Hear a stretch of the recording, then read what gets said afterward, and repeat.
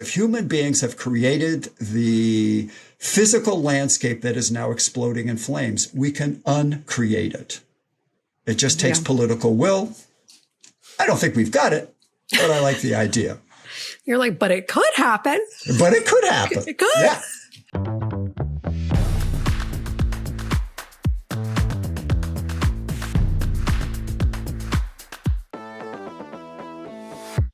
Hello, team, and welcome to Bureaucracy. I'm your host, Emily Gross, and I'm very excited today because I have Char Miller with me, who's a professor of environmental analysis at Pomona College.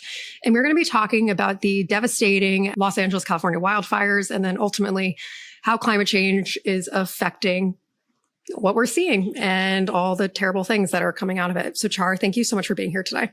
It's my great pleasure. Thank you for having me. So, I always love to ask my guests, why should we trust what you have to say? Well, that's actually a great question, and I'm not sure I would, but I've been teaching environmental history for about 35 years and have been writing about fire in Southern California since we moved back here in 2007, and have a new book called Burn Scars, which looks at the history of fire suppression from its colonial origins to the resurgence of cultural burns, which means indigenous fire management. Interesting. So it came out in September, and so the timing is sadly appropriate. Yeah, no, I'm very excited to hear more about your input on that. So you're drinking water because we love hydration. I am. However, Yes. I'm not. I have a Presidente beer. I'm currently in the Dominican Republic, which I'm very happy about. And this is a local beer here. So cheers. Nice. Cheers. It has been a devastating couple of days in SoCal, and the fires are still roaring, and it is still, the destruction is just like immeasurable. Would love your initial analysis on how it got to this point. What happened? Oh, God. So let me do short-term, long-term, although maybe start with long-term. The long-term set of issues, many of which are climate drivers, have to do with an extraordinary drought that's been increasingly manifest across the last 40 years. The EPA says the Southwest from El Paso to LA has been drying out for 4 decades. And their projections for the next, what are we in the 20s? So the next 7 decades is that it's going to continue. It doesn't mean we won't get rain. It just means it's going to diminish in volume. And when it comes, it's going to come with flash flooding, not steady rain that you can capture and hold on to. So that's one piece of the driver. The other is we have always had Santa Ana winds, by some people's estimate, thousands of years, because of the lineup of highs and low pressure that drive that wind from the desert to us. What's different? This one is that in addition to a Santa Ana wind effect, we had what's called a mountain wave, in which volumes of air swoop over the San Gabriel Mountains and then come cascading down, literally like a surfer's wave, one of those giant 100-foot waves and the Mavericks, and comes down. And then as it hits, it moves in multiple directions as a wave does. So wind plus drought, long-term drought and current drought, means that the landscape is desiccated. It is dried out. So if there's ignition, it's going to move fast, it's going to move hot, and it's going to be intense. The dilemma, of course, is where it burned and how fast it burned in the Palisades and Altadena and Pasadena. And as you said, the damage is immeasurable. It's insane. I mean, they're talking about like 3 football fields a minute. I mean, just absolutely unheard of levels of destruction in such a quick amount of time. I feel like a lot with big natural disasters like this, the question always comes into play. What part of this is because of human-led climate change crisis? And what part is just natural weather systems? And then there's a third part, which is human-based residential neighborhoods. So if you're in Miami and you get whacked by a hurricane, it's like, should you been on the coastal barrier reef? I mean, is that where you should be? And so, so climate is a driver. There's no question about that, as the drought statistics suggest. Some of it is that LA has always burned. My line at the moment is it was born in fire and it's fire prone. It's always burned. The dilemma is the human geography. We are building in the places where fire is normal, expected, and necessary. Chaparral and coastal ecosystems require fire to regenerate. They don't require as much fire as we've had, but fire is normal here. The Tongva people, who were the original settlers, or at least 3,000 plus years ago, started this process because they burned for all of their cultural, ritual materials and food and other objects. So a whole grassland and a whole ecosystem grew up around that. And that's where we've decided to live. I get it. Palisades is stunning. To have a promontory that lets you look out over the Pacific, who wouldn't want that? But you don't want it now. I mean, they'll rebuild, but it tells you something about the aesthetics and subdivision construction, and also the advent of, but the usual nature of fire, which is to burn anything that can burn. And it did. I've been very lucky to not have to experience, something like that, right? Just shocked at the material. Like, I would think that there would be some type of flame retardant on these homes. Yeah. Is that not common practice? Or was the fire just too hot and heavy? Oh, the fire was over 1,000 degrees. I don't care what you had on your house. I don't care what it was constructed of. And people are saying, well, let's build concrete material. It won't burn. The rebar will melt inside those concrete homes. Think of it as a blast furnace. Yeah. At that level of heat, nothing can stop so scary. it. And then pushed by 100 mile an hour gusts, game over. As you said, 3 football fields a minute. It's probably even faster that in some categories. We had friends who lived up in the Palisades. They lived up this tiny, narrow road. They had a gorgeous view, mid-century house, absolutely stunning, from the 1950s. And every time my wife and I would go visit them, we'd go down this narrow little road where everybody was parked along the road because they didn't have driveways. And we'd go, fire trap. Maybe we should socially intervene and tell them not to do this. But, So this comes to my next question, right, of the fact that native populations used to practice controlled fire burning. But it seems to have gone ever since, land takeover and colonial development, right? It's gone out the window. Why? Yeah. Well, it went out the window, and that's what my book Burn Scars is about, using documents from that deeper past, the Spanish invasion in the 1700s, to look at how the Spanish and then the American colonial institutions banned fire. And it turns out the missionaries really didn't like fire in the hands of indigenous people. It was okay if it was in the hands of Spanish ranchers, but not indigenous people. And as one of the missionaries said, and he was positioned just north of Santa Barbara, we must denaturalize the indigenous people, by which he meant take fire out of their hands and they'll have to be converted to agriculture with a plow. They had been using fire like plows to create their own food system. So they looked at that and went, get that out, because we want to convert them religiously and to our economic development. And by the late 19th century, what would become the U.S. Forest Service would begin to advocate the exact same thing. They would begin to marginalize indigenous and white voices who said, wait a second, these are fire-prone and fire-built forests in the Sierra and in the coastal ranges. We need fire for these woods to regenerate. And the Forest Service said, oh, no. And they basically suppressed that argument for about 60 years. And we're paying some of the cost of that. Wow. What dumbasses. Sorry. No, they were living in a time, from a forester's point of view, it's like, look, I'm growing trees to cut them down, to put them in the marketplace.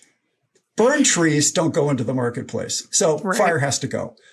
What they did was actually to cook one of their research projects so that they would say, look, we'll show you that controlled burning doesn't work. And how did they show you? They put branches up against trees, set a fire. The branches caught the trees on fire, and they said, see, it doesn't work. It's like, fuck you. Yeah. No, we love some manipulative stuff. Yeah. Yeah. They literally cooked the books. Not surprising, but like now people are paying the price for it. You know, it's like, I mean, it's crazy. It just shows like greed over natural like landscape, right? And that's kind of the big thing, especially going on these days, you know, of whether it's oil drilling or any type or development, right? And people just keep sprawling out and out and out, you know, it's causing such irreparable harm. It is. And every place in the United States, LA just happens to be the focal point at this moment. Miami, Houston and San Antonio and places like that, which were born to flood and do periodically. It's like, just rebuild. Like, why? Why is that your choice? And Governor Gavin Newsom today just released an executive order canceling environmental regulations, which would have made it harder to rebuild in burnt areas, which is the exact wrong decision. I get it emotionally. I get it even politically. But if you want to build a resilient city, you pull away from fire zones. You don't push back into them. Are there any parts of Los Angeles that are not fire zones? It's actually, if you look at CAL FIRE, the State Fire and Forestry Department, they have a map of LA. It's really hard to find the places that aren't fire zones. Even in my neighborhood, which is, 3 miles from the foothills, it's in the sort of evacuation zone-y place, not unlike Altadena and elsewhere, where people could have imagined that fire could never get to them, except that it did. Right. I mean, there's just been this quote that I've been seeing on every social media post where it's like the climate crisis is just going to be seen through phones and social media videos until you're the one recording it. Yes. That's a great line. I have no idea. Until it becomes personal. Right. Yeah. You know, and then people care. The battle on climate change and climate crisis, especially with the new incoming administration, which is going to expectedly peel back a lot of regulations, even though we're in the middle of the climate crisis right now. You know, and a lot of their argument is like, we're seeing things getting worse, but they're like, but there's still snow. And it's like, okay, but there's snow in Texas, and maybe that shouldn't be happening. you know? Or you have Phoenix with more than 60 days of 100-degree temperatures nonstop this summer. And the Arizona legislature wants to reduce renewable energy production in a state of sun. They want to wipe out the regulations. It's so fucking stupid. Just put up a solar panel, for God's sakes. So but easy. They don't want solar panels. It's absolutely idiocy. Yeah. Bollocks. You know, we need to bring back that word. That's a good word. Yeah, it's a good word. Yeah. Well, so a lot of the conservative talking points are right. And we talked about this at the beginning. Well, these are just natural weather systems. Yeah. Right. And as we're seeing flooding, as we're flash floods with like Asheville, North Carolina, as we're seeing the decimated fire, right, in Los Angeles, what part of these, in the greater scheme of things, like what is the natural weather systems that we are experiencing in this moment? Because I know there are some, right? But how can we also calculate what is because of human-led climate change? So on a greater scale. On a greater scale, it's hard to say this fire is a reflection of those changes. An individual thing can't demonstrate necessarily the whole. But so let's take fire. Let's look at California, and let's look at the 10 largest fires in the recorded history of the state, 7 of which have occurred since 2020. And these are big fires. These 2 fires won't even scratch that. They won't even come up to big. They're like modest fires. 15,000 acres, 20,000 acres. That doesn't even register. We're talking about million acres have burned. And 5 of them were burning at the exact same time in September and August of 2021 or 2020. I don't need more signals than that to see the bigger pattern. That's a big pattern. I think the drought data that the EPA has generated from the mid 80s to the present and from the present to the end of this century, that's big data. And you can't walk away from that. To say this was caused by climate change misses the human element of construction, the politics of fire, which enhances the construction, all of these other things so that you can get greenlit subdivisions and high severity fire zones, which we know are high severity fire zones, but we build them anyway because we want to build them. And you look at that and you go, okay, you don't even need climate change to see how stupid this is, to sort of give us the data. Like you build it and we burn. We build it and we burn. And that's been true in Southern California since at least the 1920s. We've got a century of this process. That to me is a signal. Right. Of both bad human policy and really unforgiving natural forces. Wow. It's a real cycle. Yeah. And just enough time between each individual terrible thing for people to forget. Yeah. You know? Well, we'll forget in 2 weeks. Yeah. I mean, crazy. I've had anchors say to me, news people, well, we've never had 3 fires burning at the same time. I said, do you remember in September when we had 3 fires burning at the same time? They were much bigger than these. Yeah. We had one right over Claremont. We had 2 days of air quality index that was beyond the EPA standard. Like, did you forget that one? And then 2017 and I mean, it goes all the way back to at least 2007, where we've had multiples burning at the same time. And these are basins that hold smoke for a considerable period of time. So, yeah. All I keep thinking is fleeting. It's terrible, you know? Yeah. And all I keep thinking about, too, is the after effects. 1, rebuilding, but 2, the lungs and the physical effects it have on you. It's so concerning. Yeah. You know, I have many friends out there. My day job, like 90% of the people that I work with are out there, you know, and it's so scary, you know, and just nervous to see what's going to happen in the next couple of years and the physical effects of this. Well, and there's another example of something that is seemingly invisible, but not to mortuaries. Not to, you know, the folks who have to bury us, because you've died of some kind of pulmonary disease or another.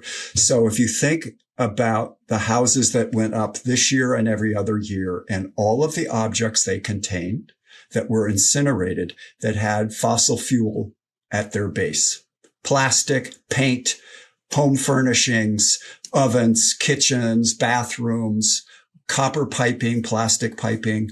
And if you look at the black cloud that blew up over the Palisades and Altadena and is still largely there, that is stuff you do not want to breathe. Yeah. How can people protect themselves? So the real quick answer is, presuming you're not fleeing for your life, you put on masks. If your house is not threatened, you turn on the air conditioning because it's got filters. If you have air filtration devices, you crank those up also to sort of balance out. Because the other thing we're discovering is that all the interior air, unless protected, is as bad as the exterior. So you open your door and go in and, you know, you think you're safe. You're not safe.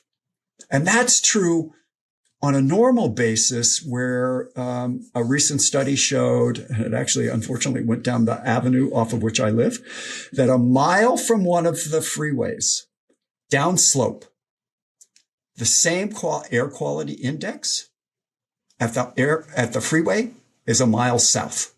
And I live just to the south of that. So I'm thinking, oh yeah, that's me.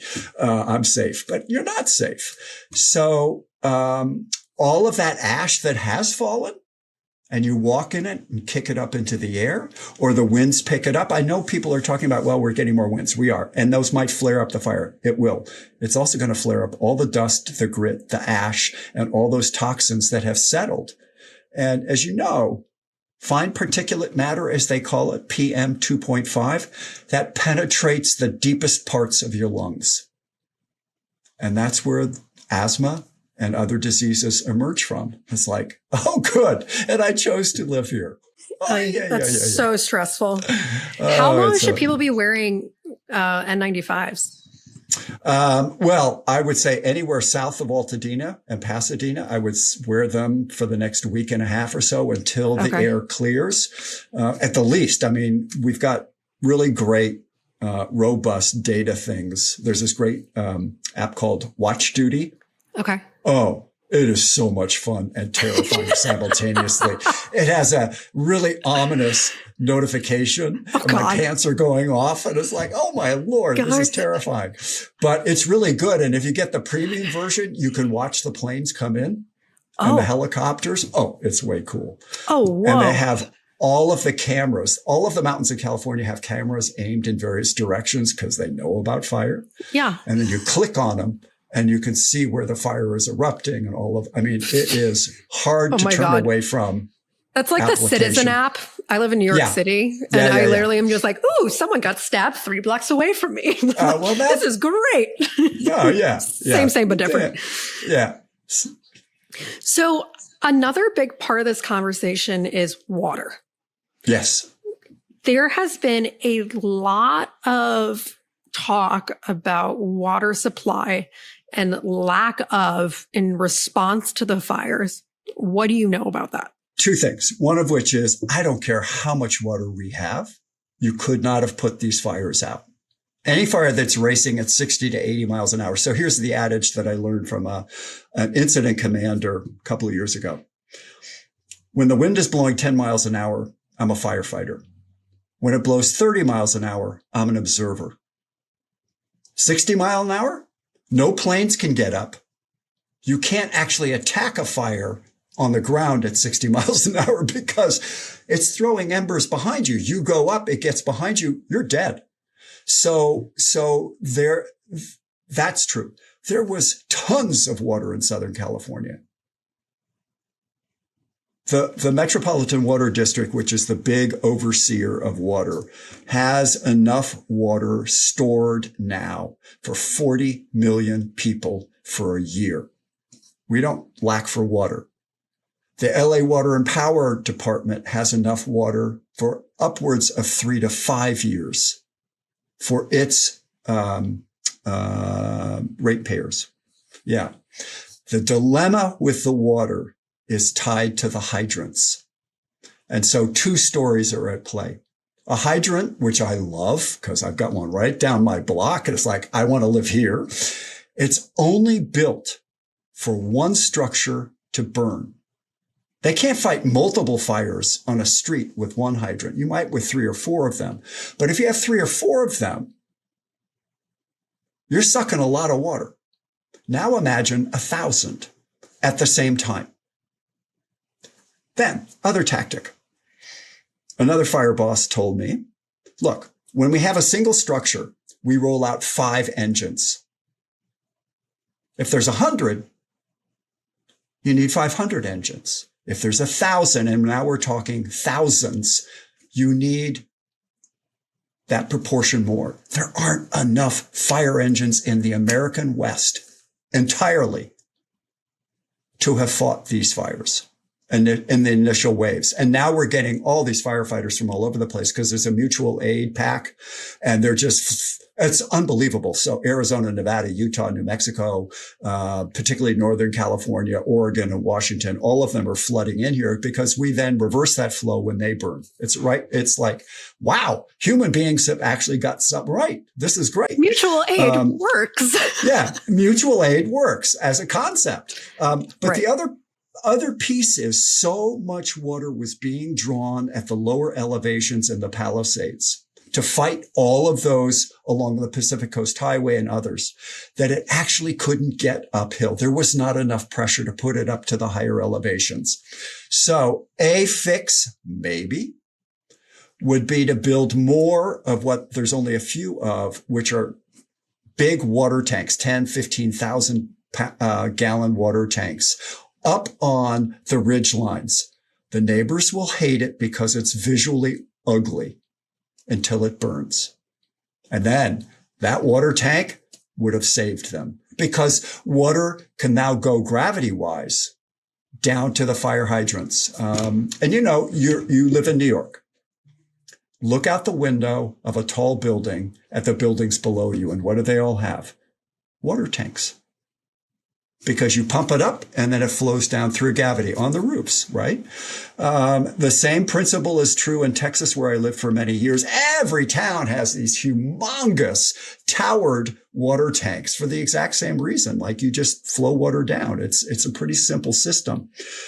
We don't have a lot of that. And maybe that's a response. I have another one, but that may be one. What is the other response?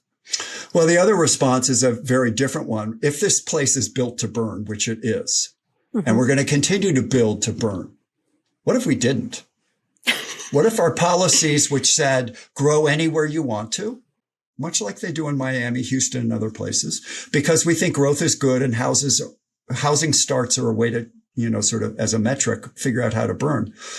What if we went in and said to people who just burned out, especially those who are at that interface between the natural landscapes on the one hand and where those roads and houses once were, and said, look, we'll pay you market rate to buy your house or your property or what's left of your house, and we'll turn it into yet another county park or a city park or a state park. So you have buffers between where people live and where the fires tend to erupt. It would be expensive because LA real estate is expensive, but Houston and San Antonio do it in their floodplains, and they have thousands of willing sellers because the city just said to them, here's your lifeline, get out of danger. Well, what if we marshaled state, local, and county money to do the same thing? And on Altadena and Pasadena, you could build a pretty big buffer now. In ways that the Palisades will take care of themselves because they're really rich and they will get the resources. But for those for whom this is not the case, they're going to need financial resources. So whether banks will let them rebuild is a whole nother story. But if you come in and say, look, we'd like to help you resettle somewhere else. So the adage for those of us who study urban planning is build up, not out. Control sprawl and build density, which this is already a really dense place. Somehow Los Angeles has figured out how to sprawl and create density at the same time. I don't get it, but I live in a place for which that's true. So we've got to get smart. And I think the issue is, if human beings have created the physical landscape that is now exploding in flames, we can uncreate it. It just takes political will. I don't think we've got it, but I like the idea. You're like, but it could happen. But it could happen. It could. Yeah, it could. Yeah. I and mean, my and also, dreams. and also it comes into play, like if that were to happen, that might be the only saving grace for a lot of people whose insurance plans canceled and they have no money. Well, their plans were canceled before the fire. Right. Which seems illegal to me and should not be allowed. Yes. But maybe something will happen and that will be changed. We can dream. We can dream. We have hopes. We have hopes. Okay. There's been this other social media thing that I've been seeing a lot, which is water being controlled by the family that owns wonderful pistachios. Yes. The Resnicks. Yes. Now, provide some insight. Totally misinformation. The Resnicks own what's known as the Kern Water Bank in Kern County to the north of Los Angeles. They have absolutely no role in owning reservoirs in Southern California at all. They own private water companies. In fact, the water company that serves Claremont, a Golden State Water Company, the Resnicks own through a series of sort of corporate hierarchies, but they have no play here at all. It's an interesting thought because, like, who wants to defend them? But on this one, I got to. I mean, they live in Beverly Hills, so, but they don't control the water. Not here. They do in the Central Valley. That's a different story. But they're the issues with the water the blames can't be on them for this situation. Unfortunately not. Yeah. Oh, yeah. Thank you for speaking up against misinformation. Yeah. It's hard, right? It is hard. It is hard. Yeah. Yeah. And I fell for one of the stories that's also out there about the LA fire chief and the mayor and city council sort of cutting their budget. And the first data was 23 million and all this other stuff. And it turns out it was maybe close to 17 million. And even that's not clear. And they've had a real contretemps. And Karen Bass called the fire chief into her office, and apparently it was dicey. 'Cause, in December, when she made the claim about the cuts, that's what she should have done. You fight for your budget always. Right. In the middle of the firefight, when her people are out on the line, you don't go saying, the mayor screwed us. That's job losing behavior. And it's actually really stupid. Yeah. I hate on all ends how this has been politicized. And the fact that God, absolutely right. Awful. Yes. And the fact that conservative media is just totally okay saying this is because of DEI. And I was like, are you fucking idiots? Yeah. Respectfully? Yeah. No, not even respectfully. Not even respectfully. No, it's just so noise. Offensive. It's so offensive. It's like people just lost their lives, all their possessions, everything they've known. Right. And you're going to go politicize it. I'm like, that's not the way you should respond to human tragedy. It's terrible.